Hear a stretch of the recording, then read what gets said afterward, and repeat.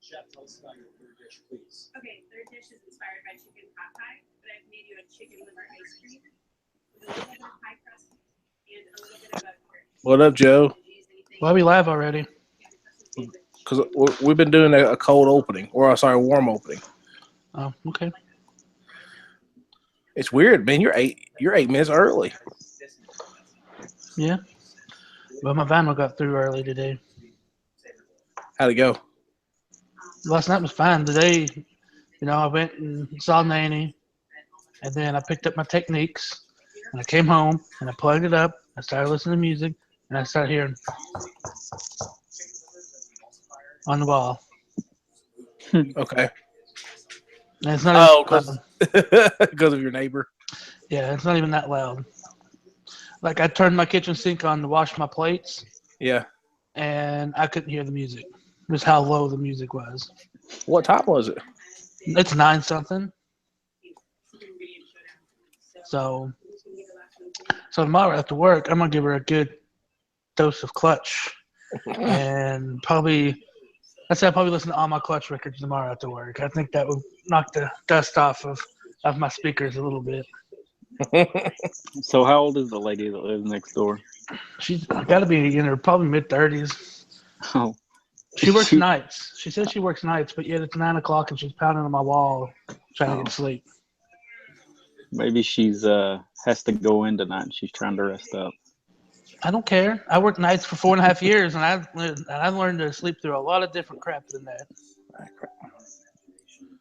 If anybody can sleep through Aaron Collier walking around upstairs and playing video games, anybody can sleep through anything. He didn't know how to walk quietly, did he? No. So, and But maybe in a bedroom. Oh. this is literally the first time that I've had any sound on in my apartment. So I think I watched one of the basketball games last week. Why'd you get Taylor to go move in your old apartment? So I'm gonna tell him. I'm gonna call tomorrow and tell him what's going on. And they'll be more than happy. Like, you can come down, sit in my apartment, and I'll turn the same record on. It's on, and I'll turn this surround sound on because I haven't touched it, and it'll be on the same volume, and you see how loud it is. Well, I don't think it should matter, especially when you're within the same hours that you could have it turned up. Yeah, I mean, I'm not, and it's not even turned up like loud at all. Like when it's 2 p.m. in the afternoon and she's knocking on the wall, that's not your fault. Yeah, man, Wednesday's gonna be great when I'm off on Wednesday. And she's gonna open up a can of worms that she hasn't opened up. The joy of living in a house and not an apartment. Yeah, tell me about it. I could jack everything up in here. No, you can't. You have a baby. Yeah, right, man. She sleeps through everything. Maybe she can be my neighbor then. Yeah, we'll move her in beside of you. Now, I tell you, if they keep doing it, I might ask for my deposit stuff back, and I'm moving. Because So you may actually move again. if it continues, I may need a lawyer, Daniel. I don't think he's hooked up yet. I don't think he is either. He's on retainer. It doesn't matter if he heard you or not. That's true. Get my stuff back, so my deposit. You should just buy some cymbals or something, and like during the day, just go. Psh, psh, psh. The thing is, I'm at work from 9 o'clock to 5. I say 9 o'clock to about 6:15 is when I get home. And most of the time, I don't do anything but sit here and read comics.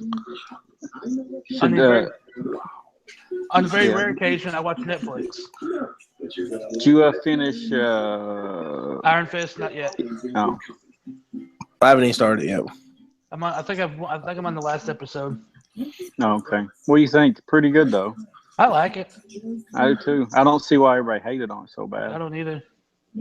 I did watch the trailer for The Defenders. Yeah, I did too. I haven't watched it yet. It looks really good. I'm all in on that. Mm-hmm. What's up, Dan? It'll be good. Hey, what's up, guys? Hey, there's my lawyer. I might need you. How am I sounding? You sound good. Hollow. You sound confident. Okay. What do you need me for, Joe? I might need you to get my lease money back. Why did you even ask that question? Well, you're in Tennessee, right? I don't know if I can help you. So Do you have any lawyer friends over here? Probably. I'm sure I could find somebody. I'm having neighbor issues. Oh. I don't think you can get a lease back or get rent back for that. If she's pounding on the wall? Is that the first time it's happened, Joe? No. She came over. I watched Netflix. I was watching Netflix one day, watching Iron Fist. She came over and knocked on the door. And she's like, I sleep today because I work at night. Can you please turn it down? So I turned it down. And then the very next day, same volume on the wall again. I'm like, really? So I turned it up because I could barely hear it. I mean, I'm not gonna turn it down again. So to cover up the knocking, I just turned it up. She needs to invest in a box fan or something. something. Yeah. Or white noise machine. Yeah, Yeah, there exactly. you go. I mean, if she comes over here and complains again, I'll tell her, if you buy me a piece of square foam rubber, I'll be happy to put it behind my speakers. But I'm not buying it. Joe, you should give her some earplugs. I'm Just about leave ready them to. hanging on her door. $1.99. Buy me a pair of headphones.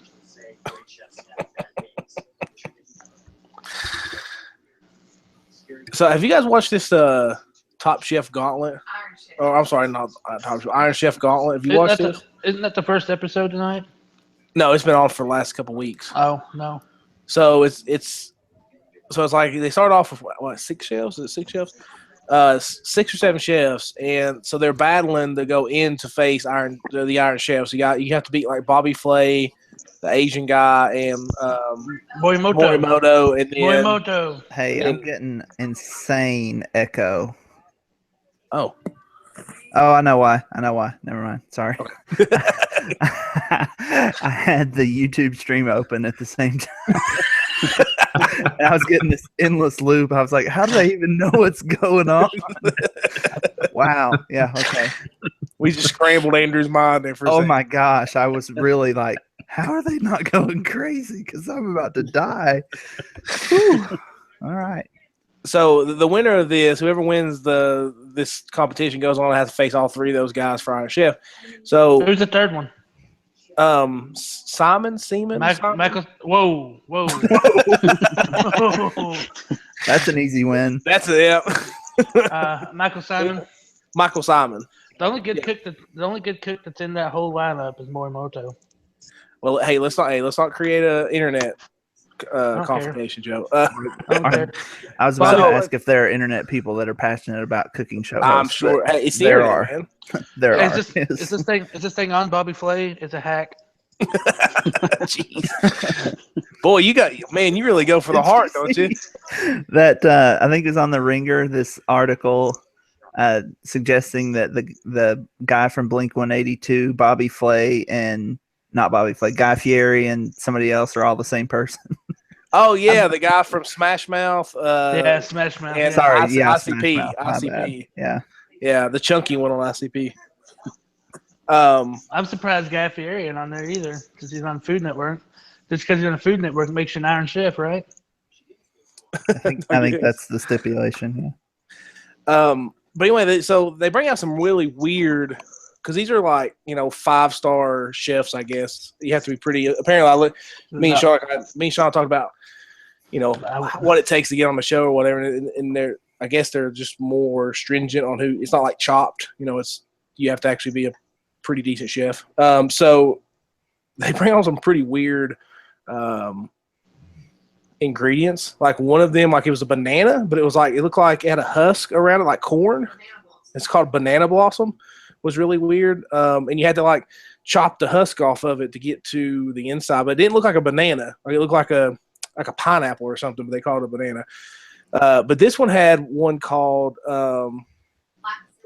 black silky chicken, and it has black feathers, and they're like really kind of fluffy, soft feathers. But when meat's you take black. the feathers off, everything's black. The bones, the meat, everything's black, and it's the weirdest looking thing. Like they present like all this different type of chicken, and there's just this black, disgusting looking chicken. It looks like they pulled out like a tar pit, and you're just like, what is that?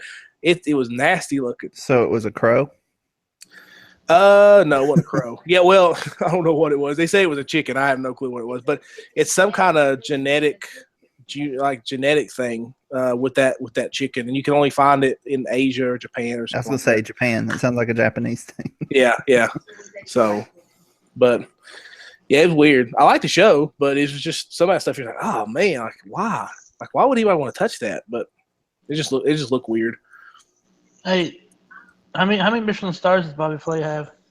How many what? Oh, that's right. He only has one.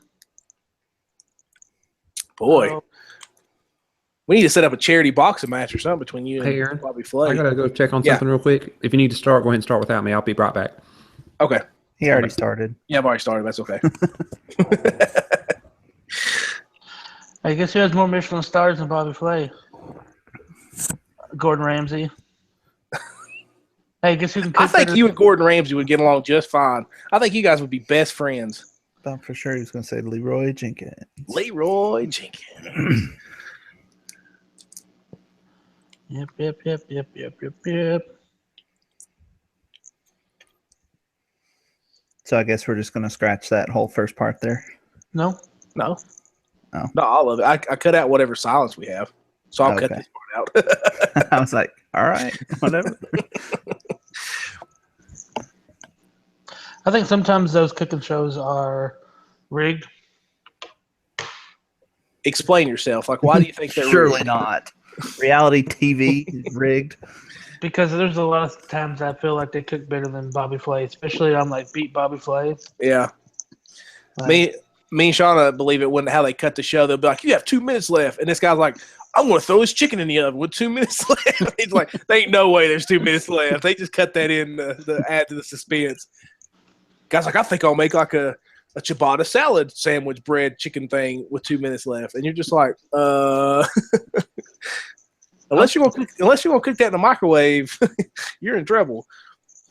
I'm gonna. I did see a lady bake a cake in a microwave one time. Actually, a lot of people do that. They'll Yeah, put in one of those little saucer cup things or whatever. Yeah. She did that because that was like her specialty, and she thought she was going to beat the other ladies. Yeah, it'll warp it really quick though. Like it'll burn it if you're not careful. But I've seen more than one. I was like, what are you putting cake in the microwave for? Like you're supposed to be like a professional chef. There shouldn't even be a microwave in that studio. That's like when there's like 2 minutes left. You're like, oh, I need a dessert. I'm going to throw this cake in the microwave. I'm gonna throw this Hershey bar in there and melt it. Yeah.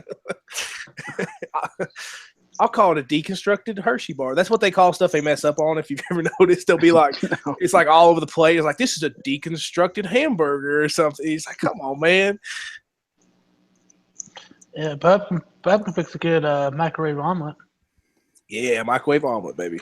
That just sounds nasty. It's good. It's pretty nasty. How do you- Sounds like it.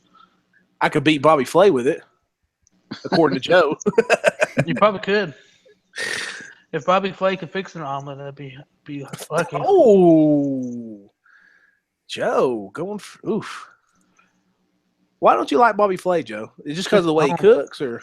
Just don't like him, man. We're live, and you don't want to put the put the explicit tag on this episode. So I'll stop. You feel that strongly about Bobby Flay, huh? I just don't think he's that great of a cook. Is that the only chef you don't like, Joe? There's a couple more. There's a I couple really- on his list, his assassination list. I really think that Morimoto is probably the only chef on Food Network that can actually really much cook. Marco what was the big redheaded dude's name? He's sitting there. Shoot, what is his name? I can't think of his name off the top of my head, but I liked him. I think Michael Simon's a better cook than Bobby Flay. So you like more of the early guys? But I just think they just built up Bobby Flay to be this guy who could cook anything, and he's not that. I'm going to put peppers and everything. Give me them roasted peppers. I'm going to put them in macaroni and cheese, and they call it roasted mac and cheese. I put cheese on everything, Doesn't so sound that bad. that actually doesn't sound really bad. It doesn't sound bad, but I mean, that's his risk. Like that's all he does is put peppers in things. I believe I speak for our audience when I say, anyway. Welcome to episode 41 of the Monsters of Geek podcast. I'm your host, Aaron. With us today, we have Andrew, we have Yeti, and we have Jared. And Daniel is, I'm looking at a little square, but he's not there yet. He just stepped out, so he'll be back, but Daniel's with us today too. So yeah, this is episode 41, heading towards the big 5-0 and our big extravaganza. We're going to have rocket packs and raccoons and balloons and all that good stuff. You might even see a Yeti, Betty. Maybe even a Yeti. We may even get the Big Show and the Yeti to come back and reenact their finisher on Jared. So you might see. We might even get Roman. We might even get Roman Reigns to show his grandma, his second grandma titties on here too. All right, Andrew. Yeah. What's up, man? I saw Guardians of the Galaxy on Thursday. Let's talk about spoilers. No spoilers. I won't spoil anything. My simple review is that it's not as good as the first one, but it still is good. You get some good laughs out of it. I kind of wish that they would take a lot of that quippy, jokey stuff that Avengers has gone a little overboard on, and just dump all that into Guardians, and then make Avengers a little more serious. Should still be happy, but just make it a little more serious. But yeah, I liked it. Was it a little bit more serious in tone overall? Like I said, Guardians was not. No. So was the humor just different? Was it maybe too much, or? I didn't think the plot was all that interesting. That this isn't a spoiler. They've made it pretty obvious. They're exploring who Peter Quill's dad is, and I just didn't really think that was a great story, I guess. Which his dad is Snake Plissken, right? Is that? I don't know who that is. That's Kurt Russell's character in Escape from New York. Oh, and Los Angeles and Canada and wherever else. All right. So in that case, yes, but no, I just didn't think it. I mean, it's not an acting problem, or it's. I just didn't care for the story it told, I guess. Well, it's building up for something bigger. There's not a whole lot of build up either. It's kind of, and I actually kind of appreciate that they took a step back from all of the Infinity stuff and just kind of told a singular story. I think they're trying to slow it down on purpose, but I don't know. It was interesting. I was telling Aaron and I were at a party earlier today, and I was telling him there are 5 post-credit scenes, which I guess a lot of people know by now, but 5 is a lot of post-credit scenes. I'm glad. I think, like you said, if they slowed it down, I'm glad, because I think Thor's gonna pick it back up. I agree. I'm glad they kind of took a step back and just kind of told a Guardian story instead of an Infinity Stone story. I read a really good article about somebody looking at Thor and Guardians, especially Thor in general, is that how they could open the Marvel Universe up to way beyond what the Avengers could even think about. Because Marvel Cosmic, I say probably around 2005 or 6 maybe. They've got some really good characters that they kind of brought out of nothingness. Like Abnett and Lanning did these. It's a writing duo, did these awesome kind of space operas that Marvel just kind of let them do what they want to do. The Guardians we see now came out of that.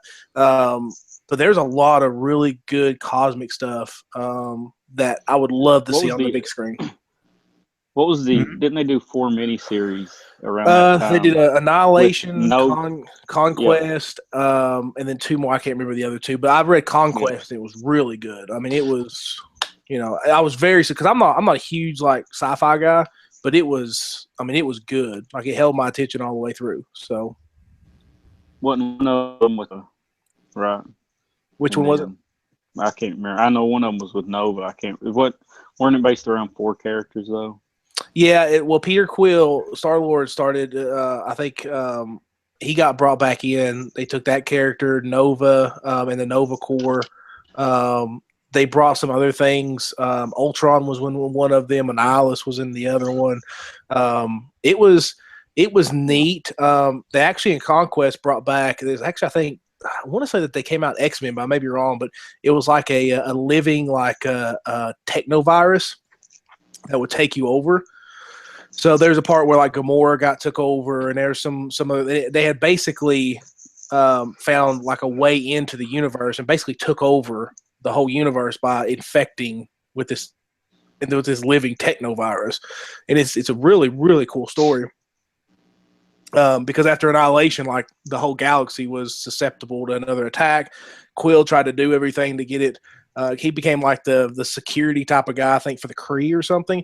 But they found like a back door into it, just like a virus would, and just infected everything. It was a really neat story. It brought a lot of characters that I'd never heard of, and made me like, oh man, I really like that character. So it was cool.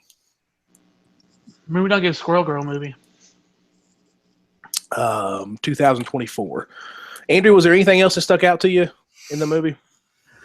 I was actually just sitting here kind of thinking about that. I don't want to go into too many details because I know it's still very fresh, and I know you guys haven't seen it, so I don't want to go too crazy. Do you feel like I can say what I said to you about the post-credit scene, Aaron? Do you feel like that's too spoilery? No, I think it's fine. Okay, so there's I read about the post credits, so okay, you won't be spoiling anything. Yeah, there's just a hint at a new character entering the cinematic universe finally. That's all I'll say. But Is it finally Howard the Duck? Howard the Duck is in there twice. Nice. That's all it takes for me, man. I want an Oscar. Oscar for Howard, man. Let me ask you this: is the Hulk in it? No Hulk. Okay, all right, just making sure. Go ahead and talk about that scene, though, Andrew, because I don't think it's that big of a spoiler. The post-credit? Yeah, there is going to be spoilers here, so if you don't want to watch all it, but right. we're going to talk about it. Go ahead. So I don't know. You guys will have to help me because I don't know all of these names and stuff, especially in the cosmic, in Marvel Cosmic. But so those really gold conceited people, what are their names? The Watchers? High No, Elves? not the Watchers. Oh, you wanted me to tell you about the Stan Lee scene? Yeah, let's just talk about all 5 of them. Okay, let me look up all 5 of them. I haven't even looked at, but I don't really care at this point. Okay. Jared, do you care? Joe, do you care? One.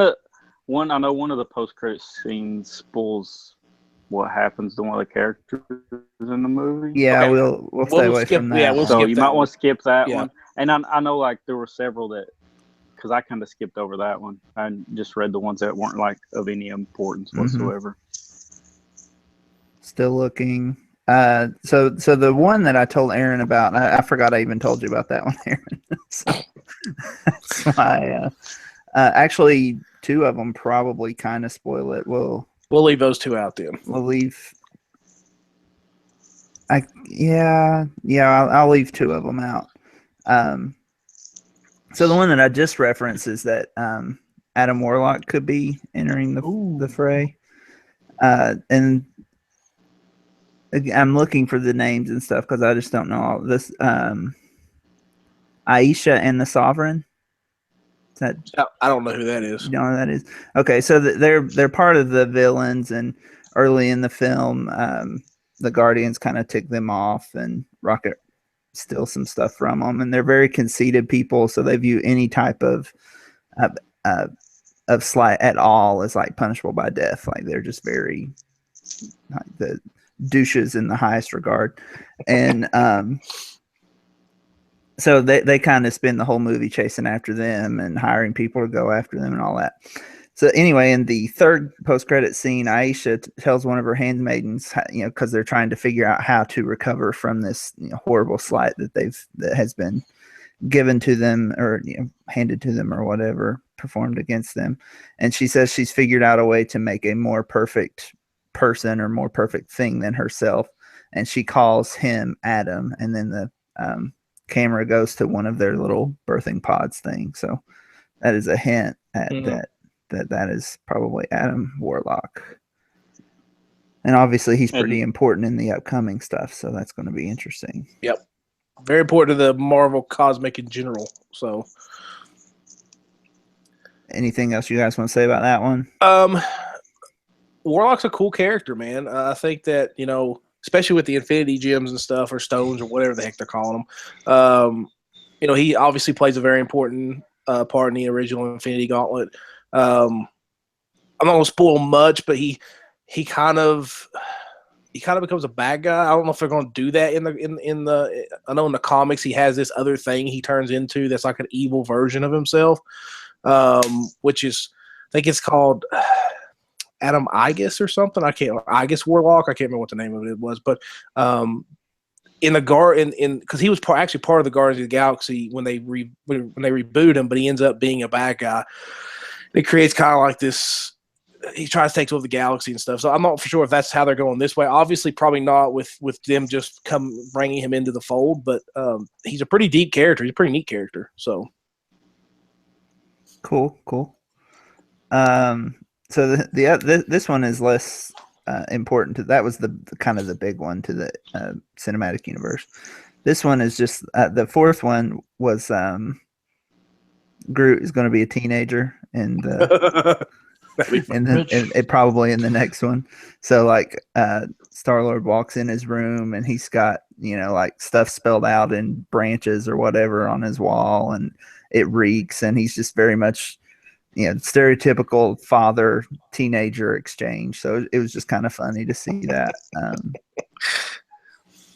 There's not a whole lot to say about it. It was just funny. Them doing Adam Warlock could also open up strange storylines too.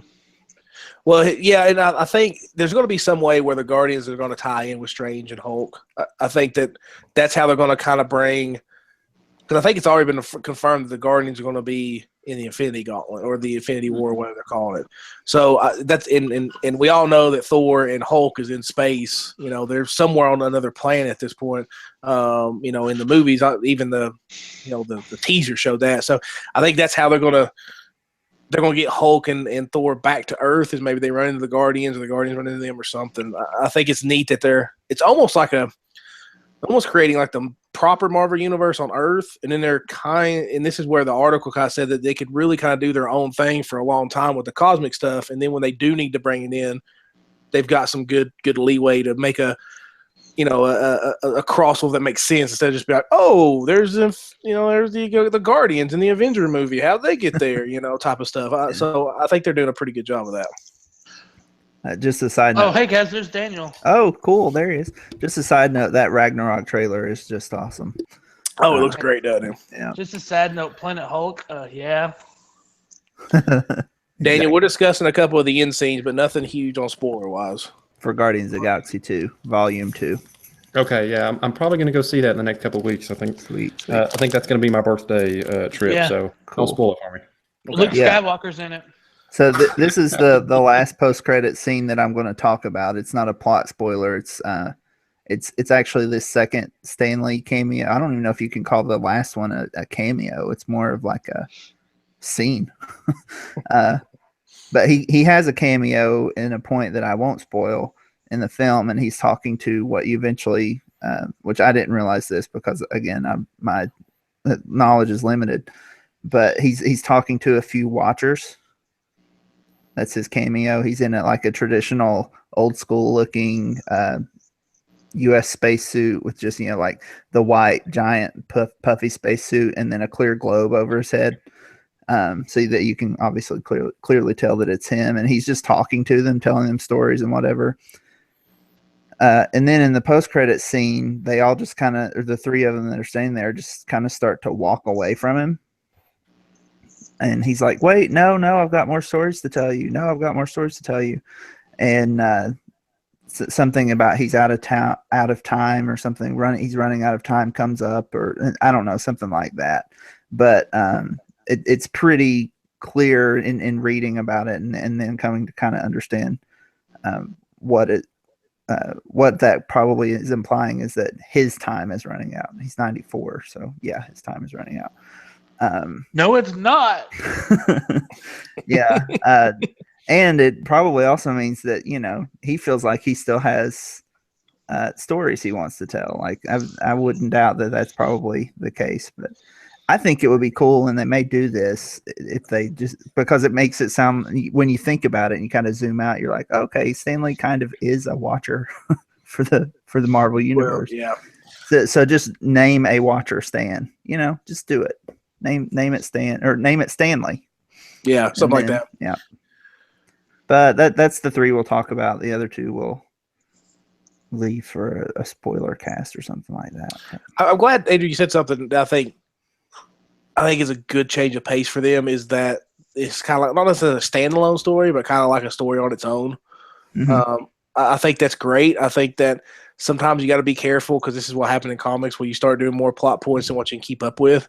And then they can get, confusing and like a needle in a haystack trying to find, where it started and where it ends or how you're going to end it. So it's I think it's refreshing a little bit. As much as we love this connected universe, it is good to have just this kind of what they call in the comics, one shot or something, just a story about the characters instead of having to tie everything in. Yeah, well, Iron Man 2 is kind of well known for taking a break halfway through the film to become an Avengers trailer. Sure. Yep. And Civil War did the same thing where it was like, okay, so this is a Captain America story, but we're going to take an hour here and be Avengers 2.5 real quick, and then we'll finish up the Civil War story. Iron Man 2 is probably the worst Marvel movie 2 ever created. Iron Man 3 would like to have a discussion with you. Iron Man 1 was terrible. Can we just say all the Iron Mans were terrible? They weren't great. I actually enjoyed them. I would disagree with that. Well, guess what, Jared? You're wrong. Maybe Jared, two is probably my least favorite out of them. I actually like 2 better than I did 1. I haven't seen 3. 3 lost to me, but I didn't think 3 was any good. I thought the issue that you have with Iron Man, he has no villains. Like he has no villains, so his villains are always the weakest. Like he creates his own villains. Well, yeah, but they're not good villains. I know, that's what I'm saying. But you can only become your own villain so many times before it gets boring. Like you have to have something. I'd rather watch the Darth Lundgren Punisher movie than watch an Iron Man movie. Oh my gosh! I don't know if they're that bad. You want to watch the original Fantastic Four? The Roger Yes. Corman Fantastic Four. Yes. If y'all haven't seen the Dolph Lundgren Punisher, I have it on DVD if you want to buy it. I did have it at one time. Of course you do. Hey, did you guys see the just slight change of subject? Did you see the Defenders teaser trailer or whatever? Awesome. It reminded me that I need to finish Jessica Jones and Luke Cage. So here's a little thing that I was reading about today. Apparently, there was this big rift between Marvel TV and Marvel movies, like Marvel Studios, that Kevin Feige was working with the head of Marvel Entertainment, but not before Disney bought him. And the guy was so bad to work with that Kevin Feige was like, it's either me or him. Like you either get rid of him or we separate or whatever. And so they gave Kevin Feige Marvel Studios, and this other guy runs the TV portion. And so there's this big power struggle, and so the guy was like, "This is probably why you'll never see Daredevil in like an Avengers movie because they absolutely hate each other." And I just thought it was so odd that to see, we think Marvel Studios and Disney has it all together, and then you hear about this, you're just like, "Really?" Like, this sounds like DC stuff. If you took Marvel out and put DC, I'm like, "Oh yeah, I could totally understand that." But it was just a really weird. Really weird thing. I didn't know it was that much strife between the. Yeah, I would think you wouldn't see a Daredevil in an Avengers film because he's street level. He's just not very strong. Well, what you could do, I mean, you're not going to see him as a main character, but what you could do, and I've always thought it'd be a cool scene, like if there's like during like the alien invasion in the first one or something, we'll say and it like shoots over to like the street level guys, like kind of fighting in. Yeah, Hell's Kitchen or something. Nothing huge. You could make an argument that Spider-Man has, Spider-Man can't really, like he would be fighting more with the street level guys than he would with the Avengers, even though we have already established that Spider-Man could stop an alien invasion by himself. So, but he just likes to protect the little guy and crack jokes. I agree with you. I mean, I would love to see like a Daredevil and a Jessica Jones, like just a quick shot of them maybe protecting people on the street level, you know what I mean? Or like getting people out of buildings, whatever, something like that. Yeah, just a quick, it doesn't like 30 seconds. Like, nothing huge, but it would be really cool to kind of see that, because they already talk about it, like, Daredevil when they go to the newsroom and he's like, yeah, we lost all of our files and when all the power was cut off during the invasion, or something. So they always make cues to it, but it'd be really cool to kind of see that. Well, partly what makes me upset about the Inhumans, apparently there was this big struggle about an Inhumans movie. So when Kevin Feige took over, he canceled the Inhumans movie. And so they made a TV show out because that was the other guy's pet project. I mean, it was really kind of, holy crap, I guess this is a multi-million-dollar feud that we're having right now. Like, this is like the $1 Million Man versus IRS. Like, it's just a lot of money's involved in this feud. So it kind of sucks because I kind of wanted to see an Inhumans movie, but now we won't see an Inhumans movie. So it kind of sucks. Well, it's one of those things where the TV shows always reference the movies. Yeah, and you'd like to see it go the other way too. Yeah, a little bit. I mean, not huge, but and then they're also mature shows, so I could also see, like, Daredevil. You don't want some kid to see Daredevil swing by back. Oh, I want to watch this on Netflix, and he's 10 years old and watching the Kingpin, destroy somebody's head in a corridor. So I could see that too. But it'd be cool just to give a little bit more of a reference to those shows in the movies. So, why not? They need to learn how to do that kind of stuff. You've never babysat my kid, Joe. Yeah, she's gonna be the ultimate gangster. Jeez. She's gonna be baby Kingpin. She does do. For people who don't know, I have a 3.5-week-old baby. She's awesome. She's already driving. All that good stuff. Just really advanced for her age. But she, when she fights sleep, she looks like the Undertaker. Because she rolls her head back in, so I call her Baby Taker, because she just like she'll just roll her head back. It's like, oh, here comes Baby Taker, But it's pretty cool. So, Daniel, what have you been up to, man? Oh, not much. Trying to play Persona when I can, but it seems like I cannot get caught up. I'm only about 20 hours in, so. That's disappointing, man. That's just. I know. I just don't have time. I play every night, and I get like an hour. To play. So it's a little disappointing, but I'm getting there. Where are you in the plot? I just finished the second dungeon. In 20 hours? You are flying. Dang. Well, I have twice. I have twice that. I'm only finished with the third dungeon, so. But I take a lot of breaks and play Fire Emblem Heroes. Okay. Let me ask you two. I was listening to some other podcast, and one of the things that has been sort of I guess, I don't know if it's a complaint, but something that people have kind of been talking about is this. It's kind of linear for a while. Like it kind of points you in the right. It kind of puts you down a path, and they don't really do as much as, like, say, Persona 4 does to kind of open up the game past like 10 hours or something. They said that they're like, some people are having some issues with just the overall pace of the game. Like, it doesn't seem to open up until much later. Are you guys having that type of issue as well, or see the difference there? Yeah, I am. Of course, I can tell. Of course, we talked about this before, and I'd read articles too that said it took a while to open up. But I've noticed that the pace is a little off. I'm ready to get into the story. I'm ready to get going, and I'm still getting my hand held, and so I'm 25 hours in. It's time to open it up, but sure. I'm not quite there yet. Yeah. But again, this is like a 90-hour game to beat, apparently. So, I mean, maybe I'm just scratching the surface anyway. Yeah, so it turns out, Persona 4 was about 80 hours, and this one's about 100 from what I've heard. So apparently all they did was add 20 hours of extra tutorials to kind of fluff it up a little. I think a couple of podcasts ago kind of went on a slight rant saying basically the same thing. Just let me do what I want to do. Here at the end of the third dungeon, I'm feeling like we're there, or I'm there at least. Yeah, that's what kind of prompted it, because I know last podcast you talked about it, and it seems like every podcast I listen to has addressed it. Mm-hmm. So I was wondering where, like, you're at now. I know you said you haven't got to play a lot this week, but so is it starting to open up for you now, heading into that third dungeon? I feel like. Oh, sorry, Daniel. That's you heading into the third dungeon. Oh, well, for whoever was heading into the third dungeon. Oh, I just finished the third one. Okay. Yeah, I feel like it's opened up. So it's a little tricky because I go ahead and do the dungeon early because there's no punishment for doing that, like Persona 4 had.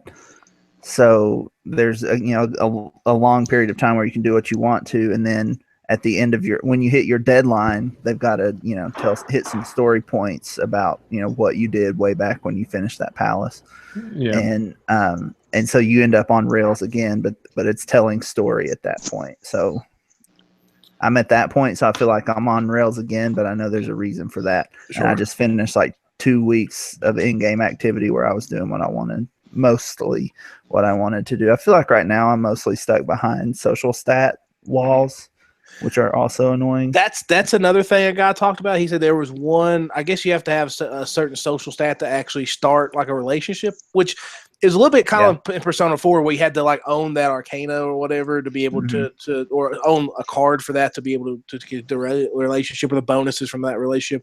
But one guy was like, he said, I was off doing something else trying to build this relationship. And he said, there's this super powerful thing that would really help me out. And apparently it's pretty important in the game, but he said it's stuck behind a really high social rank. He said, I'm to the point in the game now where I don't think I can go back. Like I don't think that I can go back and do this without spending another 10 hours trying to figure it out or whatever. He said it's almost. He said I'm not. He said usually I can beat stuff without guides. He said I almost would almost recommend trying to find a guide first, at least like points you need to hit on the first playthrough. Ignore that. Yeah, I mean, so it's again tricky because these social stat walls have been there since Persona 3. Like you had to have there was this really smart party member that wouldn't even start a social link with you, even though she was, running around in what was it called in Persona 3? I don't remember, the clock tower, whatever it was called. Big Ben. Even though she was in there running around with you, you couldn't start a social link with her until your academic rank or your knowledge rank was like at 4 out of 5 or something like that. So if you were stupid, you couldn't talk to her. Correct. Basically. Because her character was a very driven and academically focused person, and so she wouldn't talk to you. So that kind of stuff has always been there in the series. And I don't know if people are bothered by it now because maybe they played a second playthrough of Persona 4. Like I forgot about it because once you start New Game Plus, you've maxed your social stats and you don't have these problems anymore because you've maxed your social stats. So you don't hit that wall because you are stepping over the wall. Well, I know there's like certain things in Persona 4 that like, you're talking to, you're the guy that plays your dad in that, or your whatever, your adopted dad, and or at least for the year or whatever. Uncle. And yeah, uncle, there you go. And you go to ask him a question. You go to ask him a question, and he's like, and it says, well, your social link isn't high enough with this person, or your persuasion, or your something, something stat isn't high enough. So I can remember that, but it sounds like they've almost made it more annoying. It sounds like they made it about Mississippi. It's not. I wouldn't say it's more annoying, but there is one that can open up very early, but you have to have almost a max stat to open up. Maybe that's the one they're talking about. Yeah, the doctor. I was thinking of the gun shop owner. Oh, is that a social link? Jeez. Yep. Oh, and you need Dauntless Guts or whatever. Yeah. So yeah, that one's a good one too. Once you get the doctor to like 6 or 7, you can't advance hers anymore until your charm. It might not require max, but my charm is at 3 and it's not high enough yet. So okay, so there you go. Yeah. See, this game sounds like too much work. It is a little bit of work. Even Persona 4, I'm like, man, this is kind of work. I actually have to go to work in this game. I mean, sounds like real life. It's only work if you're a FOMO and you just can't stand the thought of missing out on something. Because otherwise, you just play it and do what you want to do. Wait, let's go back and use that word again, because I don't think I've ever heard that word in my life. FOMO? You've never heard? I've never heard that word. Fear of missing out? FOMO? No, never heard that. Wow. Fear of missing out. I guess we should clarify so people don't think I'm we need to go back. Discriminating or prejudice or something. I mean, we're already making fun of Mississippi and West Virginia in this podcast. You did that. No, you did that. There's no we there. But you guys are enjoying it overall, though. I mean, it's definitely living up to the hype so far. I don't think it's gonna. I don't think it'll be as high for me as Persona 4. What do you think, Daniel? Too early for me to tell. Yeah. It seems like the storyline's really cool, though, as far as what has been described, as far as what your team kind of does. I think it sounds pretty cool. So I'm still not tired of any. Go ahead. I said I'm waiting for the story to open up. You're still in that beginner phase where what's actually happening hasn't been revealed yet. So, did you not hate both of those first two villains though? Well, yeah. Yeah. Burning passion. Like, let's set these guys on fire. Let's be done with them. I will say, because we talked about the style in the last podcast that Daniel and I were both on. I'm however long into this game I am now. None of the songs have worn tired for me. None of the little quirks, nothing, none of that stuff. Am I still tired of, or have I gotten tired of seeing? Like, it's still just like, yep, still cool. Yep, still cool. This song still rocks. My favorite is the nighttime song. Yeah, mine too. Yeah. That's great. Is it quiet? Yes. It's called, I will look it up and tell you what it's called while Aaron moves on to someone else. So it's just before we move on, interesting enough that the director of Persona, who has done Persona 3, 4, and 5, has announced that he is done with the series. He's moving on to some other RPG. So it's be interesting where the series goes.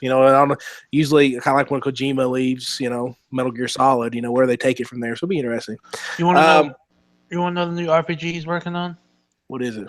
The Life of Joe. The Life of Joe. Joe, what? Speaking of the Life of Joe, what's up, man? Life. All right, Jared. What's Joe? Have you been doing anything, or do I do? I'm half serious and moving on to Jared here. What have you done anything of merit? No, not really. Okay, Jared, what have you been up to, man? Hey, the song that Daniel and I like is called "Beneath the Mask." Beneath the Mask. In case anyone wants to check out a pretty cool song, it's got like a slow jam feel to it. There you go. It's a perfect nighttime song. Just really kind is, of mellow and very mellow, relaxed. It's neat. Jared, what you been up to, man? Have you been mailing it out to the nighttime song? No. That game sounds way too complicated for me. I was looking at Jared's face. I know this is terrible. I was just like, but I kept looking at Jared's face, and he's just like, He got tired listening about it. I just had no idea what you're talking about. I'm just like not in agreement. No, I there's no way I have 100 hours to devote to a game. But I did watch a really cool documentary yesterday. It was called Batman and Bill. I don't know if anybody else has watched it. It was on Hulu, and it talks about Bill Finger, the original co-creator of Batman, and how it came about for him to get the rights, his name back on the Batman stuff. So it was really cool. That's a cool story. I remember reading. I had no clue because obviously Bob Kane is all over Batman. Like, he basically, I don't know what the deal was that got it, but basically Finger did the design. He did pretty much everything besides, bring the concept. And, I'm sure Kane had something to do with it, but he did a lot of the bulk work. Well, the story goes from what they've kind of straightened out. Originally it was like Bob Kane said, he drew this drawing when he was 14. Like in 1937 or 34 or whatever, comics had been around for like 2 years, and he draws the Batman stuff. But the story, he had this guy, I can't remember what they were going to call him, no wings, like one like the Robin type mask, no logo or anything, and he was going to kind of fight crime. And so he takes it to Bill Finger, and then Finger does the like original Batman type look. And so he takes it to DC, they accept it, and Bill Finger writes most of the original stories. I mean, he creates the Joker, the Riddler, Penguin, Catwoman, Robin, Alfred, he creates everybody. And because Bob Kane negotiated the deal, and he was the only person ever to deal with DC. But Finger kind of kept these journals about stories and stuff he was writing. And it was a really interesting documentary. And, they go through him not having any relatives or any surviving relatives that they knew of. And then all of a sudden one pops up. And then the whole kind of legal battle started. Well, it wasn't much. But because I remember back when Batman versus Superman was coming out, and it was kind of a big deal that his name was going to be up there finally. So it was really cool to watch. Yeah, I remember reading a Wizard way back, and I didn't know who Bill Finger was, but I was probably maybe a junior in high school, maybe that this day was first, and it had been something that had been kind of bannered around. One of our friends that I'll talk about a little bit later, Jeremy Massey. He talked about Bill Finger and how Steve Ditko created a lot of stuff with Stan Lee and never got credit for, and now that's just kind of starting to come out a little bit more. Of course, the Siegel and Schuster battle over Superman and who really owns Superman. Does DC own it? Do the estate of those two guys own it? So it's been something that was one of the marquee ones that kind of brought up everything else, especially with all the movies, that guy should probably get a pretty good amount of credit for what you're seeing on the screen. So, but yeah, it's kind of a sad story, man, because I think Bill, if I'm not mistaken, Jared, he didn't have. He died poor. Yeah, he died poor. Yeah, I mean, one of the biggest characters in American pop culture, not just comics, but pop culture. And he didn't see he died poor. And it's a very, very sad story. And I can see why a lot of comic fans were pretty mad about it. And then, there was one guy on there, and I can't remember, Bob Kane was asked strictly about Bill Finger. This was before Finger died, which I think it was in the 60s or 70s. But Bob Kane was asking about him. He just straight up said, no, I did everything pretty much. And then it was like 15 years after he died, then he come out in an interview and said that 40, 50, even up to 75% of some of his stuff come from Bill Finger. So, he finally did give knowledge, but Bill Finger was already dead. So, right. And I think his son was even dead at that point. So there was really nobody even, that could acknowledge it. But that was the comic book industry back then, they rarely gave, they didn't start giving credit as far as artists and stuff until I think the 60s or 70s. Like when they started putting names for artists and inkers and stuff like that, not just the writer or the creator. That came from, oh my gosh, I can't remember his name. He drew Batman as well. O'Neill, was it Denny O'Neill maybe? Denny O'Neill, or who was the guy Kevin Smith talked to? That had all the stories, because he's the one that started the writers union, all that stuff. He fought for all the writers' rights and everything. He even helped Siegel and Schuster get their name put back on Batman. Neil Adams? Yeah, Neil Adams. That's who it was. I mean, he'd talk about, if you want to ever listen to somebody tell the history of comics, it was him. Because he was, everybody was like, oh, why don't you do this? And he just kind of got pushed into everything, talking about the first Comic Con and all that stuff. Yeah, he was big into it as far as trying to get everything set up. And he's a great artist. I mean, just a ridiculously good artist. Definitely one of those artists that is attached to Batman as one of those iconic artists. But yeah, I'm glad Bill Finger finally got credit, man. That guy deserves probably a lot more than what he just and hopefully. I'm sure there's a ton of royalties that family should have. Sure. Yeah, and I'm sure they're getting them now, because there's no way that they shouldn't be.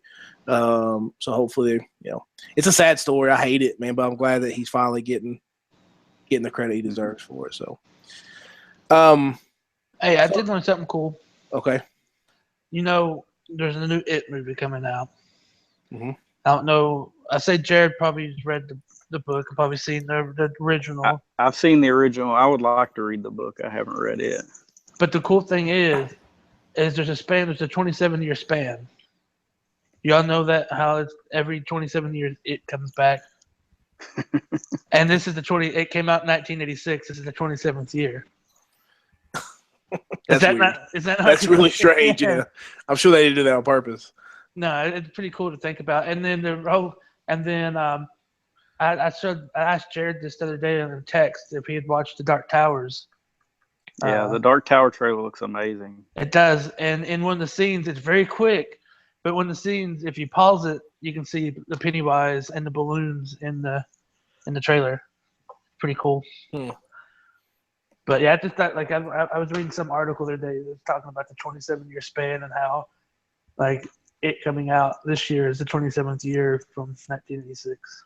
Do I need to read Dark? Jared, do I need to read Dark? Do I need to read the book to enjoy the movie, or because that movie looks really cool? I've never read the book. Do I need to read the book, or I don't know if you could get through the books in enough time for the movie to come out. Actually, it looks like the first 3 books are going to kind of be combined in the first movie. And I was thinking just a second ago, I was like, one of the first conversations I think we had on the podcast was the casting of the Dark Tower. I believe so. With McConaughey and Idris Elba. Yeah. But I don't think you necessarily need to read the books. You can probably follow along pretty easy. I mean, it's pretty simple. I mean, you've got the gunslinger, and he's chasing the man in black who wants to destroy the tower. Yeah, there's a lot of subplots that you can't put in to any amount of. I mean, it would take a TV series to do it justice. But I think what they're doing, it'll be really good. You could probably pick up the graphic novel series they've done with Marvel. Yeah. Well, I mean, the first, I've got I think just about all. Yeah, I do have the whole first run, and it doesn't start with the novels at first. It goes back and tells like when he was growing up and how he became the gunslinger. It sounds like an interesting premise. Oh yeah, it's an amazing story. The first book is kind of rough. Yeah, if you can make it past the first 100 pages in the first book, you'll be fine. Exactly. Once things start happening in the book and he starts really following him across the desert, it's really good. But it took me, I read like 30 pages and then set it down for like a year or two and read some more. And finally I was like, oh, now this is getting interesting. It's very Tolkien-esque because he describes everything, just like Tolkien did in Gotcha. Lord of the Rings. Yeah. Gotcha. Well, I hope it's good for you guys, man. I mean, it looks interesting. I'll probably go see it at some point, but when it comes out, but it looks interesting. So it's got the sexiest man alive in it. Aaron Collier. So it's free comic book day this weekend, and I want to. So I ran up to the comic book shop. I didn't have a ton of money, so I decided to pick up a couple things. I don't usually pick up single issues anymore. But Warren Ellis rebooted the Wildstorm universe. I think I talked about that a little bit. It's on issue 3. So I picked that up and read that, kind of keeping up with that. But the cool thing I picked up, one of our friends, me and Joe, we talked about Jeremy Massey, picked up his new, and I can't remember the writer's name. I'll have to look it up. But he's doing the art on a comic by Alterna Comics called Amazing Age. And it's basically the first issue is a story. It's kind of like, in the way he kind of described it was, it's kind of like The Lion, the Witch, and the Wardrobe with superheroes. So basically, it's these primary school kids. One of them makes a comic and kind of puts all of his friends in the comic, and then his dad dies, and so it kind of fast forwards to when they're teenagers, and they're all kind of like his friend's like a big time athlete. He doesn't talk to him anymore. He has this other friend that there's kind of doesn't really listen to her, kind of mean to her after kind of everything that happened with his dad. So kind of a little bit of teenager drama. But they kind of get sucked all back in. They find this comic, the Amazing Age comic that he had written and drawn, or whatever I can't remember the title of the comic that he did, but where they're all on a superhero team, they kind of get sucked back into this world and have to kind of work together again. So it's really neat. It's only the first issue. I think the second one comes out in June or July, I believe. But the art's really good. Me and Joe have always enjoyed Massey's art. He's very talented. The story's really good. One thing that Alterna's done, it's only like $2 because they're going back to newsprint, which comics don't use. They use more of the glossy. That's why they're like $4 a pop from Marvel and DC now. But they went back to newsprint. And I actually picked up another one called Lilith Dark that I haven't read yet, but it looks like it's kind of like this little girl, and it looks like a little kind of like she's in this dark kind of realm or something. The art looks really cool in it. I haven't got a chance to read it yet, but picked that up, and they're like $2.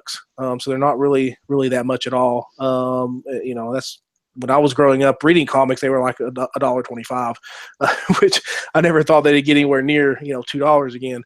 But it's really cool to kind of flip through that old kind of newsprint. And as Jeremy would say, he said it smells really good, because it does. It smells like that old school newspaper stuff. So it's neat. Kind of want to give them a shout out. Go pick it up. If you don't have it, if your comic shop if you have a good comic shop, they'll probably have it. But if they don't, and you still have a good comic shop, they should be able to order it. So if you're in the Wise County area, I know Cavalier Comics, our local comic shops, has a lot of issues there to sell as well. So I definitely recommend it, not just because we're friends with Massey, but this is something that Massey's other work is more of like these independent kind of real world type of stories.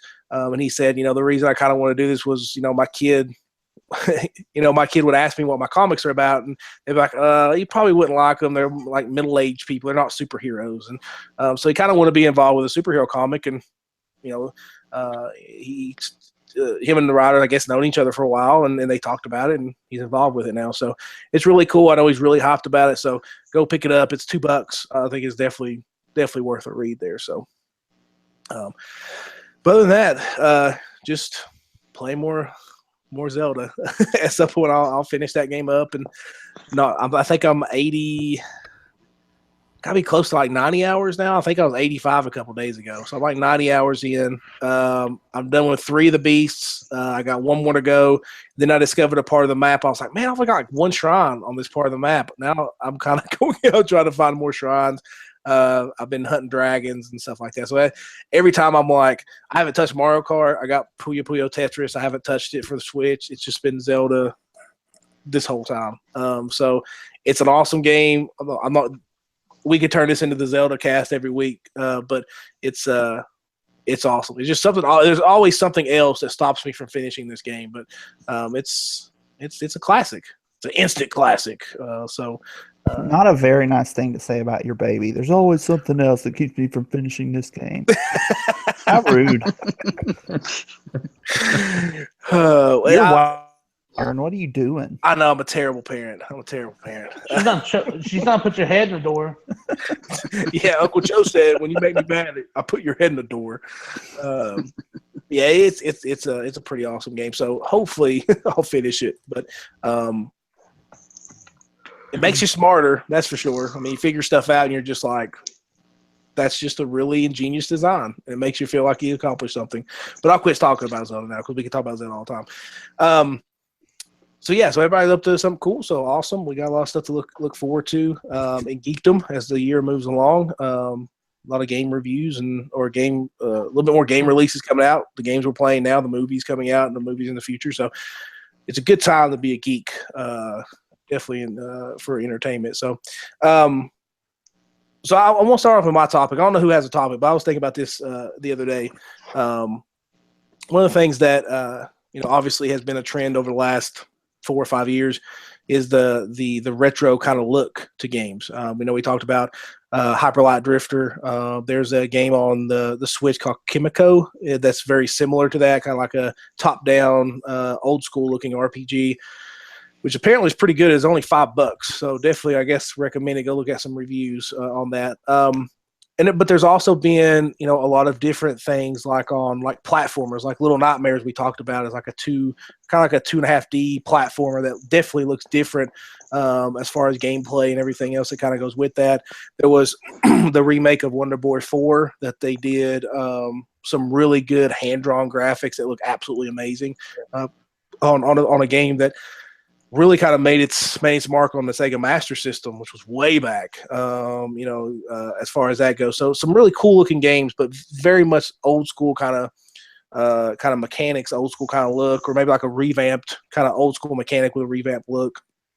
My question for you guys is that what? Actually, it's kind of 2 questions, but actually it's only one. At least for today. I know. I just my mind's bouncing around here. What established franchise would it be cool for them to do like a spin-off in like a 2D or like an old school platformer type of look, or even like a top-down RPG type of look? I know that platformers are starting to, become more and more like they almost made a comeback. You know, for a while there, if it wasn't 3D, nobody really wanted to play it. As far as 3D playing and polygons and everything else, minus Mario, that's been has put out a lot of platformers, a lot of side scroll type games. With it, I was thinking at some point some major character would get like a platforming, or even maybe Nintendo putting out a new Metroid that looks like kind of like Monster, like the Monster Boy we talked about, kind of a new hand-drawn graphics, stuff like that. Is there one in particular that, I don't know if it's kind of a tough question, but you would think, hey man, that would actually kind of work, like if they ever wanted to do this? Go ahead, Joe. I've got one. Uncharted. I was thinking the same thing. Cool. I think Uncharted, like a side scroller kind of platformy type of thing, would be awesome. I imagine it being like a Pitfall, like something like a more advanced version of Pitfall, maybe. Or you could do it almost in the you remember Guerrilla War on the NES? You could do it as that, just like a straight up shooter. Or like something like Prince of Persia too. I mean, something like that. I mean, those games I think lend a lot to what Uncharted does now in like the 3D realm, and it'd be really cool to just have a kind of a spin-off Nathan Drake, or take one of the other characters and let them kind of have like a spin-off platform. Sully. Yeah, like a young Sully or something. Tell Sully's story and how he kind of done that. But you could kind of mix it up and do multiple. I mean, like you had the Pitfall type levels where you're running and jumping over stuff, and then you're at trying to get around the enemy base, and now you go the top down shooter like a Guerrilla War. That'd be cool. Or even a side like scroller like Contra was. Oh, that'd be awesome. Yeah. But I just thought that, and this may be on a long subject, but I just thought that there was some stuff out there that could definitely be, kind of revamped or part of the story told in a different way. I'd like to see a Batman side, kind of like the old Batman games. And I know they made one like the Black Gate or whatever that wasn't very good, but just like an old school kind of Batman platformer, more like that. Maybe tell a different story than what the Arkham games tell. But Daniel, it was never. That's a good question. I agree with you on Uncharted.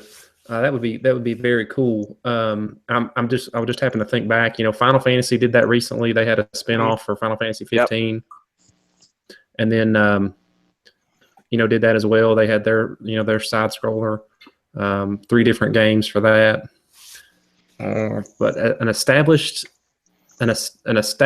thing or established franchise that could do that well. Ooh, what about I don't know. You may have to come back to me. I think Uncharted is a good answer. Mm-hmm. What about a Halo in like a Contra type format? Oh man, that would be awesome. That would be sweet. Yes, that'd be cool. Yeah, that'd be awesome. Yeah, I mean, Halo is a running gun kind of a game anyway, but you put it side scrolling, that would be. I don't know if I'd buy an Xbox One for it, but man, I'd really like to watch somebody play it and see how it plays out. How about Resident Evil? Like Resident Evil would be a really good, not necessarily a side scroll jumpy one, but something like, I don't know, this is going to be a terrible analogy to a game, but something like, the Bugs Bunny games used to be, where you had like the doors you had to go in and out. You could really kind of like you go in one door and it switches the plane or something like that. I think that would be a fantastic way. And you could still definitely play to the, kind of like the scary parts or what's behind this door and stuff like that. I think that would be and still put like secret passages and stuff like that. Almost like a Bugs Bunny elevator madness type of mashup would be really cool for that. Andrew, you got any or you? I'm trying to think. My favorite franchises were born from that era, so it's not. Mario and Zelda are my favorites, so that's not really very helpful. Persona is another favorite that just kind of comes from that same mode of thinking, so it's not really a good option either. My other favorite modern franchise besides Uncharted, which I think is probably the best answer, is Assassin's Creed, but I don't know that would really be. I mean, you could probably do some cool stuff with that if you work the stealth mechanics correctly, because they've actually gotten to a point where those stealth mechanics are decent now. Well, there's maybe that, I don't know, but they did the they did the side scroller. Yeah, I didn't play that. I played the stealth one just a little bit. How was the stealth in that one, Daniel?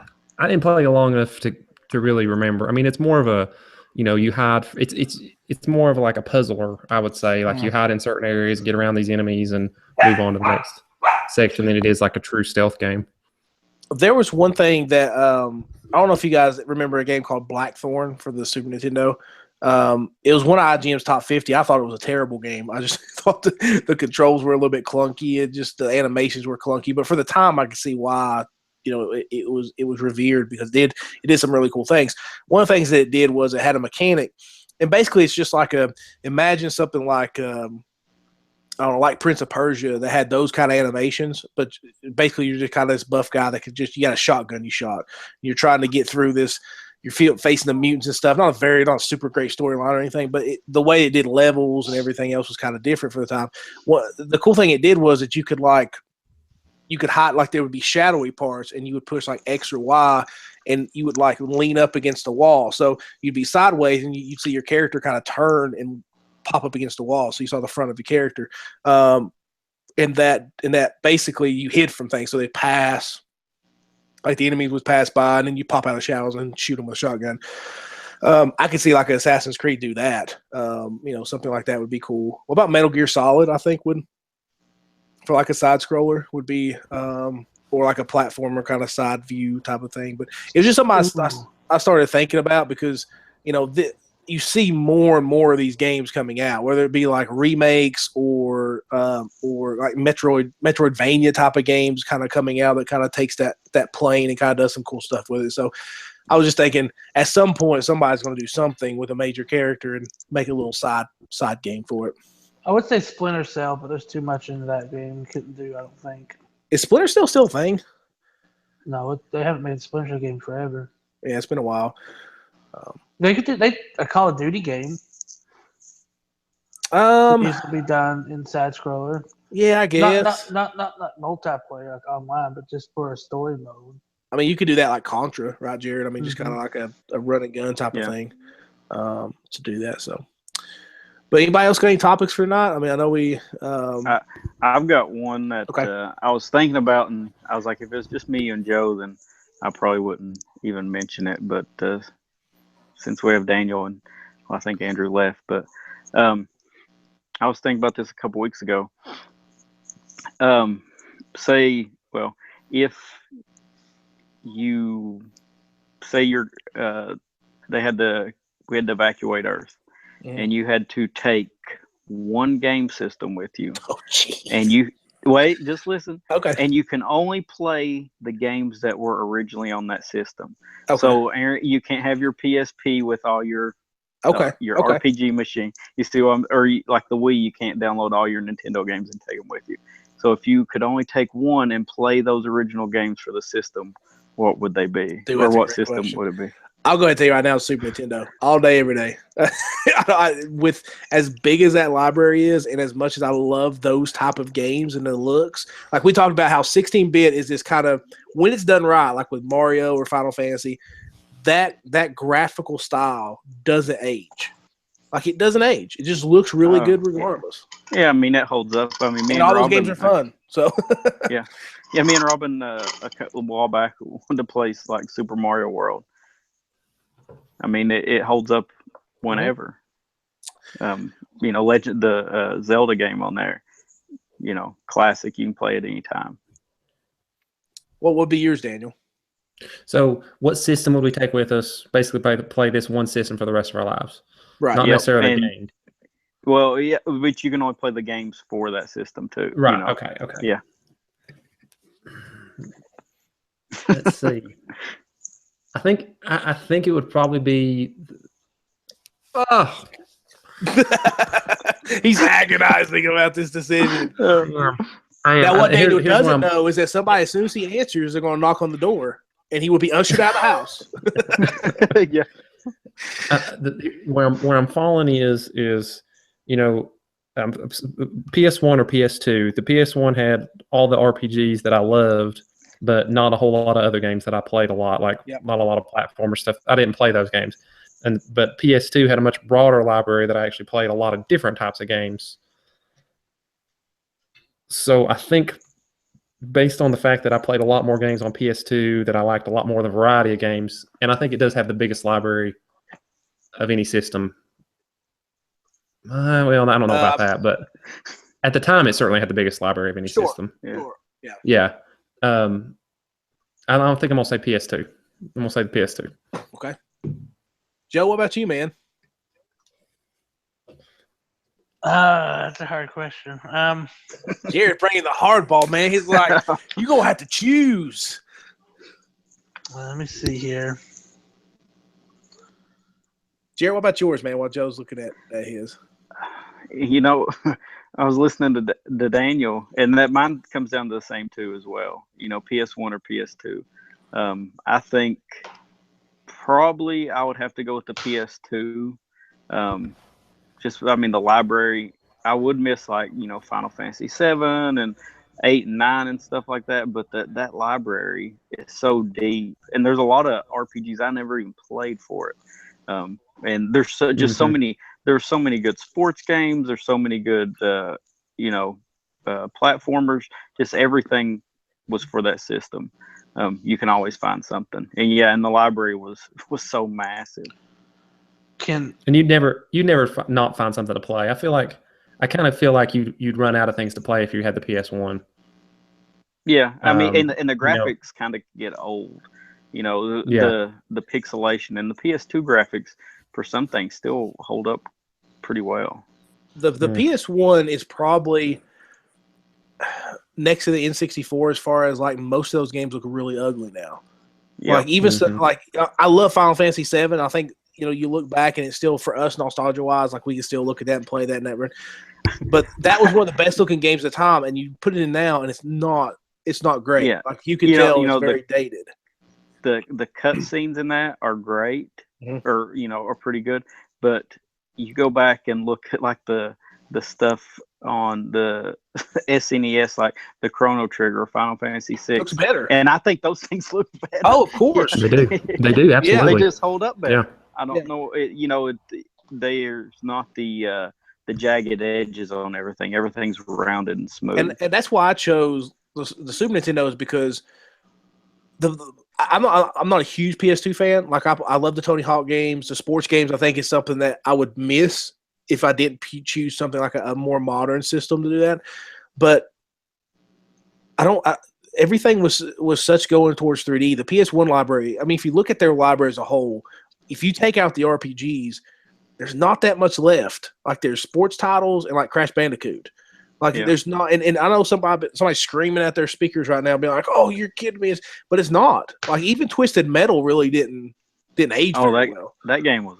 I mean, Twisted Metal 2 was really good. Jared, don't you blaspheme, buddy. Twisted Metal 2. But I look at the Super Nintendo, and you get those top-down RPGs. And sure, I don't get a lot of 3D stuff, but it still looks really good. And there's so much stuff. There's shooters. There's, running guns. There's platformers. There's RPGs. Even some of the sports stuff, you give me Madden 96, I think I'm okay, as far as overall. But I think both the PS2 and the Super Nintendo, there's an argument to be said that, both of those are probably two of the best systems we'll ever see. Just with library-wise, what they brought to the table, they're still easy to go back and play. I just think that both of those systems would be great choices. Who cares about Madden 96? You got Super Tecmo Bowl, dude.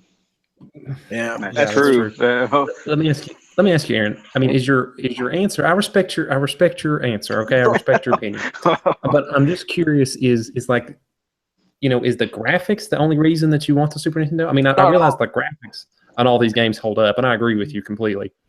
Much more than they did in the 32 gigabyte era. But you think you get bored? I don't think so. I think if you look at the Super Nintendo's library, and I know that I'm not saying the PS2 isn't a better system. Obviously it does stuff the Super Nintendo I agree. can't do. But when I started getting into the retro stuff, I could pick up any Super Nintendo game and put it in and play it for an hour or two, because the gameplay simple. sometimes you get some games that try to mix it up, and some of those games I don't like. But I feel like it's a very accessible system. Like even something like Mario, like I could go back and play Super Mario World over and over and over again.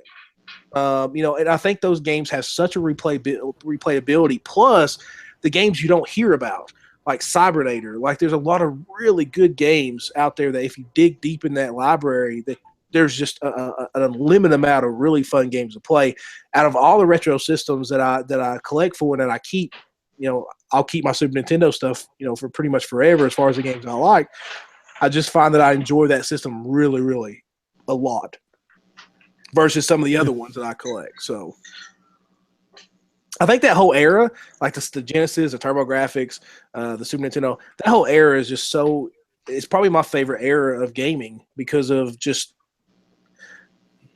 I don't know. First of all, it does look great. I'm not a graphics guy. Like I've liked games like Intelligent Cube is one of the ugliest games I've ever seen, but it's an awesome game. The gameplay's there, and I love it.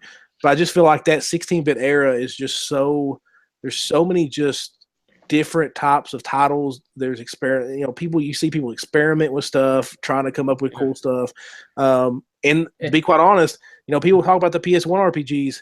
Super Nintendo has an awful lot of good RPGs. That was kind of a little bit ahead of its time. Yeah, and you're kind of talking about in that era. You're kind of talking about a perfect storm of games that do hold up. Games that were getting to a point where, like you were talking about, we're experimenting, we're getting longer, but also we're kind of pick up and play, like you mentioned. You can pick up any game and play it, and you can't really do that now. Not at all. Every game has a learning curve. I mean, there's more.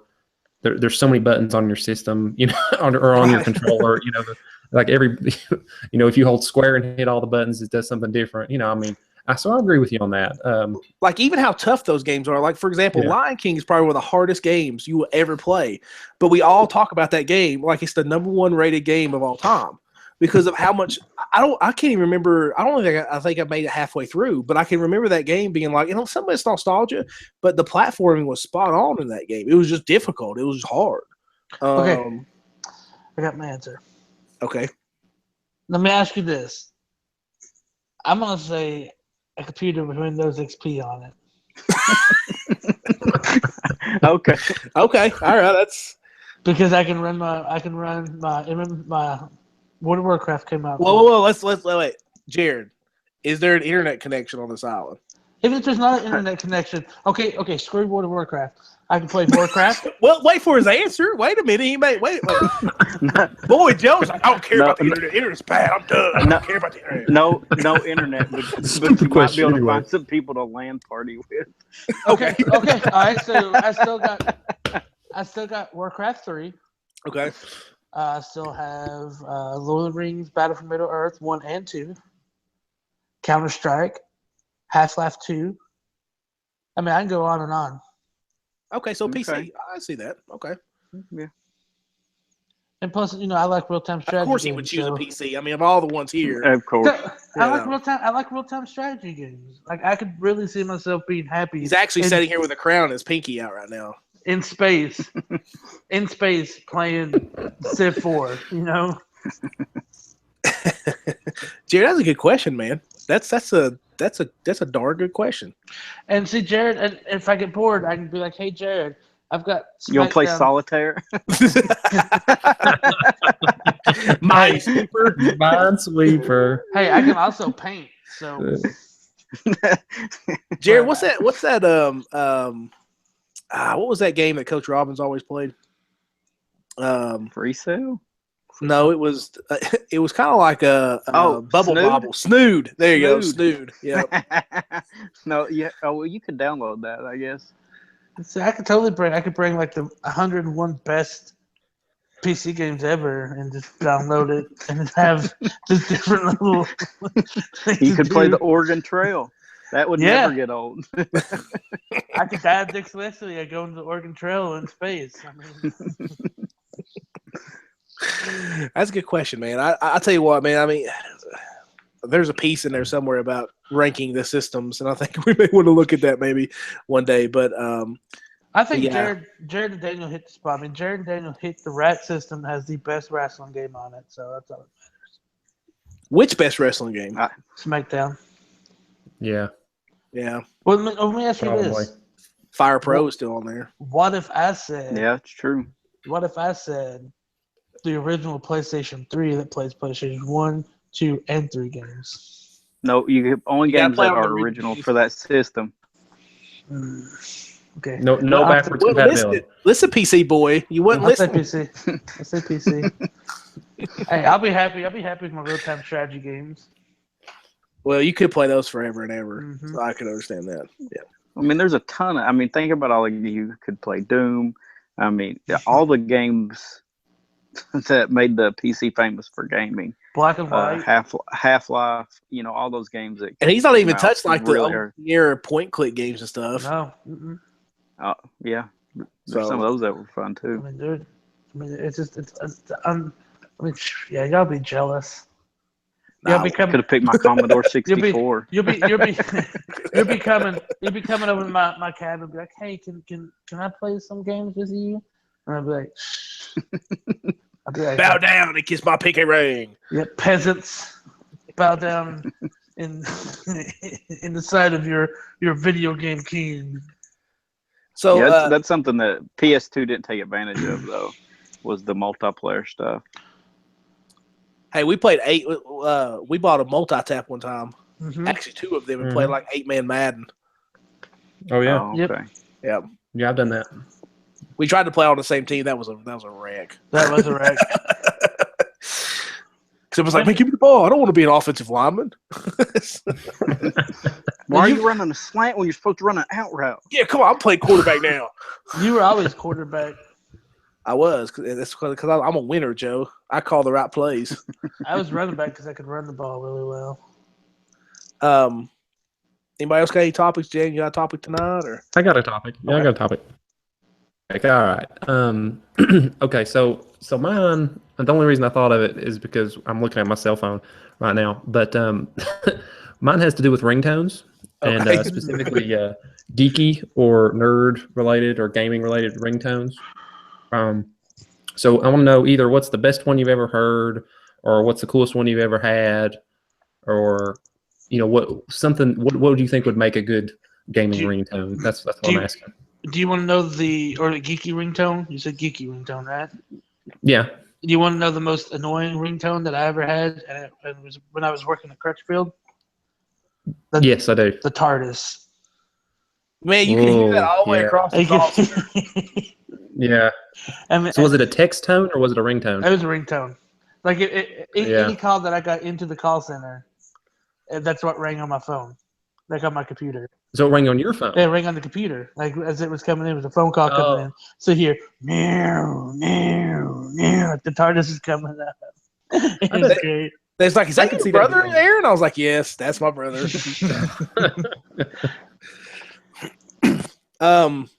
The coolest one of the coolest ones I ever heard was the Mighty Morphin Power Ranger calm thing. That's a good one.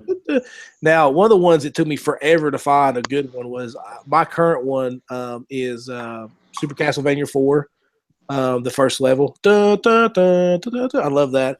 And then my text ringer tone is the Mega Man teleport after the level. It's like, doo. Oh, that's cool. Yeah. So That's those cool. are my 2 tones. I like those. That's outside the box. I enjoy that. That's Outside the box. Outside the box. Jared, do you have a geeky ringtone or have heard one?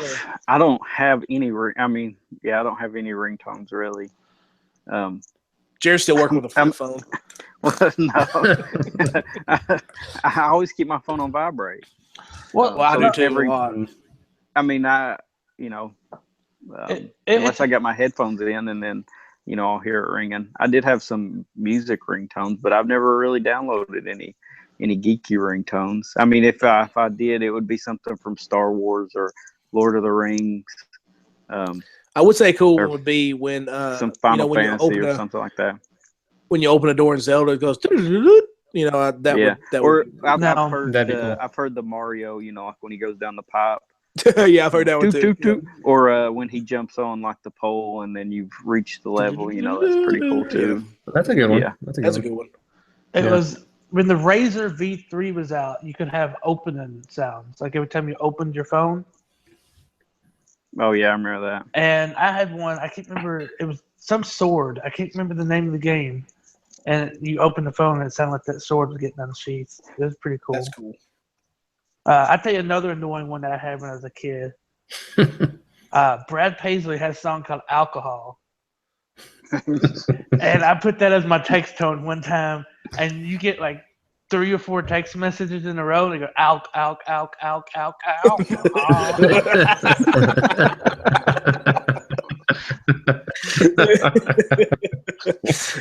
That's pretty good. That's pretty good. That's good. Now, mine right now, my ringtone is Stevie Wonder's Sir Duke.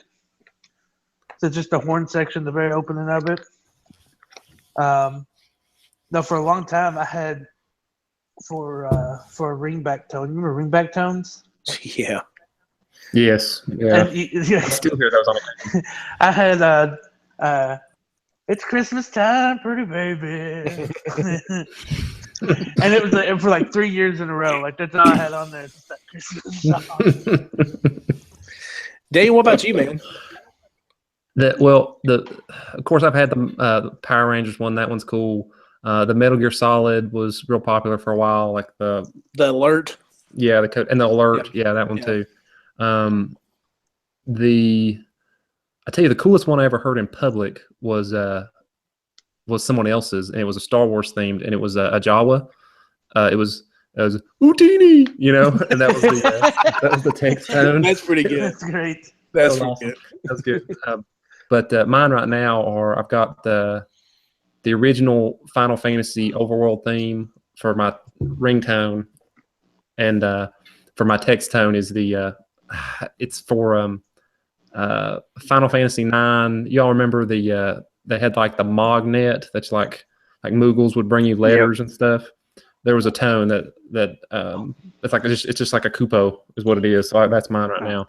But one of the coolest ones I ever had, and it's not really geek related, but I got so many comments on was I had the original ICQ tone.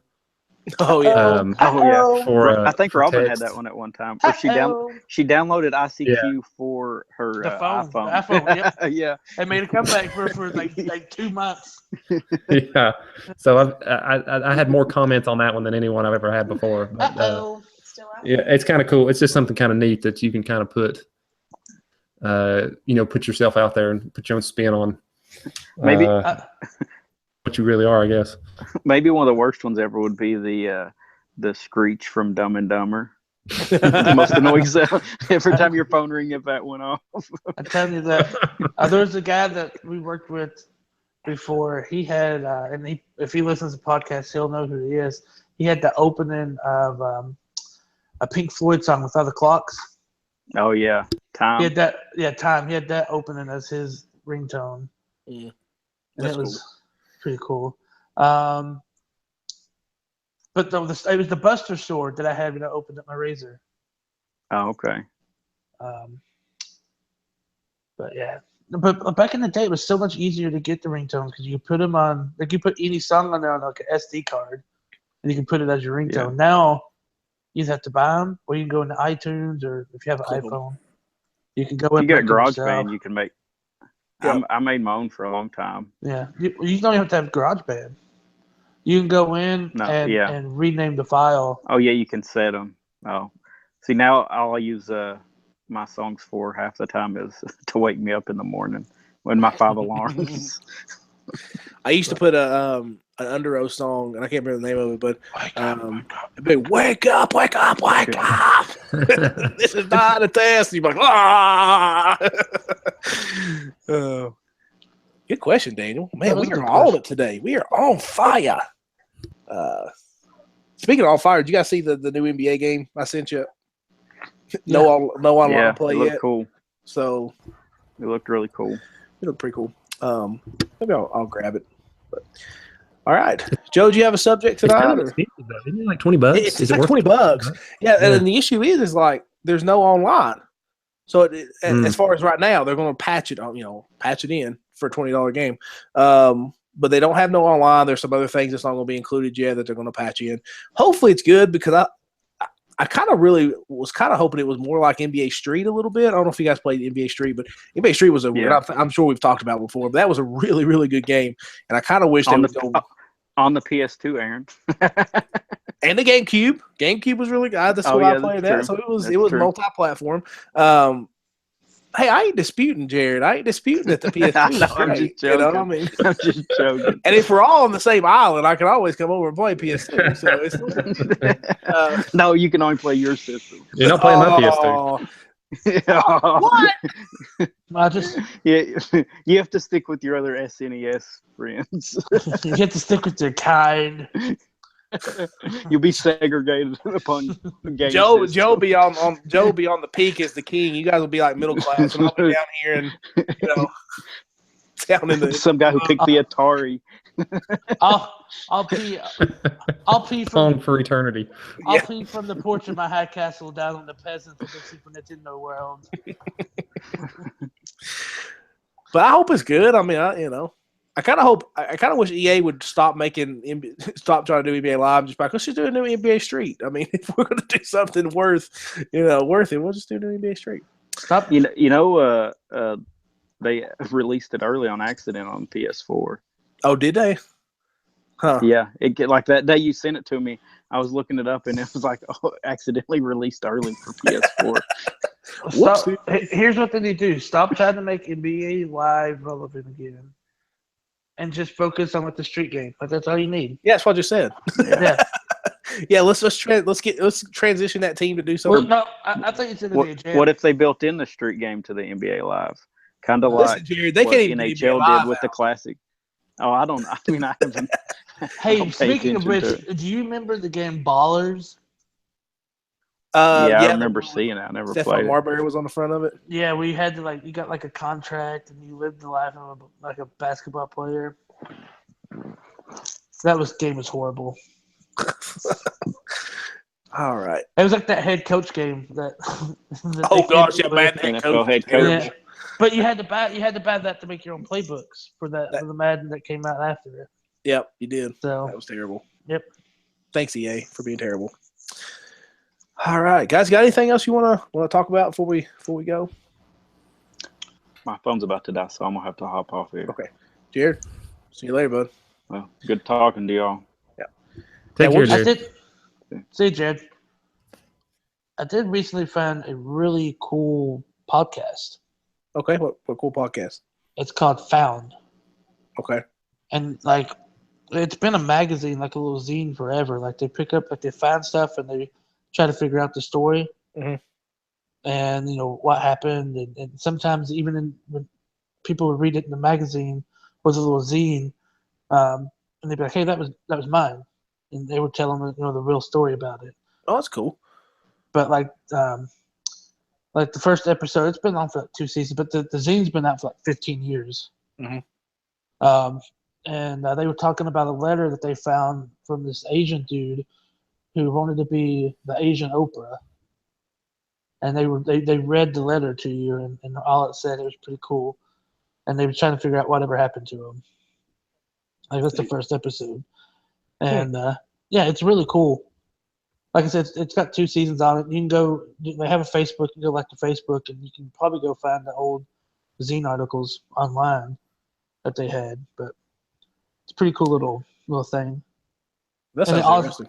It all started out the first thing that he wanted was he got this letter on his car, and it was an angry letter from a girl. That it wasn't to him; it was completely somebody else. Oh. And so he was it was you told me you was at work last night and you was over at her house, and then it said all this other stuff. It's P.S. Call me later or something. But he's that's what really, sparked his fantasy about finding out what came of the story. That's neat. Yeah. Huh. That's good. Dan, you got any closing remarks? I don't think so. Good to be back. It's been a while since I've been back on, so good to talk to you guys. But I don't think I have anything else. Good to have you back. Always, Daniel's such an asset to the show, not only as a lawyer and as a vigilante, crime fighter, but Daniel Birdman, attorney at law. That's it. One thing, and I won't touch on it for too long, but one thing you guys need to go check out. A couple, I think it's late last year. Nintendo and Sony had the PlayStation Nintendo hybrid when they was working on it, and they had a fallout. Basically, the CD part of that Sony was doing became the PlayStation. Some guy found a prototype of it in his attic. Apparently, he had worked with the guy that had it, and when they was closing down the building, the guy was like, "You can take whatever you want," and he took that prototype because he didn't know what it was. But they couldn't get it working. Like there was something wrong with it, so they couldn't get the prototype working. There was a guy named, I can't remember. I think Jim Heck. I think if you type it in on YouTube, you should be able to find it. But he called him up. Was like, "Hey man, I'd love to see if I could get this thing to work." And so he actually got it to work.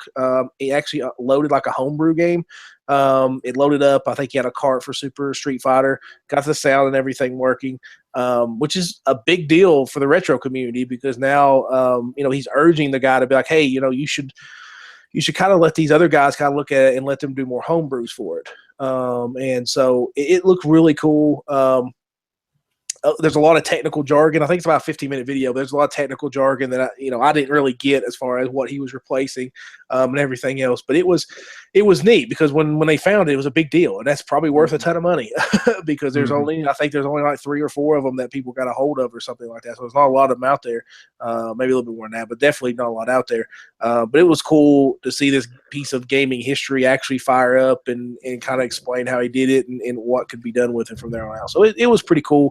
I hope that that the owners let other people kind of experiment with it and see what kind of cool games that you can come out with it. But it was cool. It was a lot like the Saturn in the sense it had like a RAM extension that the Saturn used to come with, so it could play the CDs and work with it. I know the Saturn was like the creme de la creme of fighting games because you popped that 256 RAM upgrade and you basically had arcade action as far as speed and no lag and stuff. But it was really cool, and it was something that I don't know if I touched on it when they found it, but it was pretty neat to kind of see that thing up and running. And basically it's like a Super Nintendo on top of a CD drive, and it was really cool. So just something to check out if any retro fans out there, just video game historians, or if you enjoy video game history, go check that out. It's pretty cool. Cool. All right. So with that, we're going to be out. This is episode 41, heading towards episode 50, and maybe we'll do something special. I don't know. It'll just be a regular episode. Who knows? But we appreciate everybody that's listening. As far as people that have supported us, downloaded us, we really appreciate it. And we, like I said, I started this podcast just like I did the website. I can talk to my best friends more on a daily basis, and I also get their awesome opinions and questions and just comments and stuff out there because they're pretty smart guys and gals. So, go check out monstersgeek.com. I promise you we'll have some more content up at some point. Like I said, I just had a baby. Jared and Daniel, have kids as well. Joe's busy with work. Andrew's busy with work. So, and Jenna's still, doing her stuff as well. So, but just go check out the website. I'm sure there's something on there now that you could definitely enjoy. So, go ahead, Joe. If you're the first 50 commenters on this iPod or on this on the iPod, on the iPod, on the podcast, you could be on the 50th episode. No, you can't. No, no, you can't. I'm not. I am the editor-in-chief. No, you can't. We will have 50 people on this episode for the 50. Don't listen to Joe. Do not listen to Joe. But for real, if you do have a question, send it to us at monstersgeek.com. We would love to do a Q&A. I mean, sometimes we don't have questions. Sometimes we can't come up with something as far as an engaging question or comment to discuss. So please email us, monstersofgeek@gmail.com, and we'd love to do some Q&A. Or hit us up on Twitter at monstersofgeek. Just drop a question and put hashtag, MOG Podcast or something, and we'll be able to get the question out there. So and don't forget to be the first 50 commenters. No.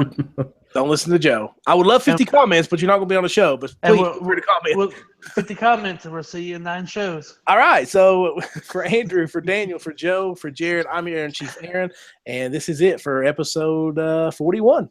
See you on 50.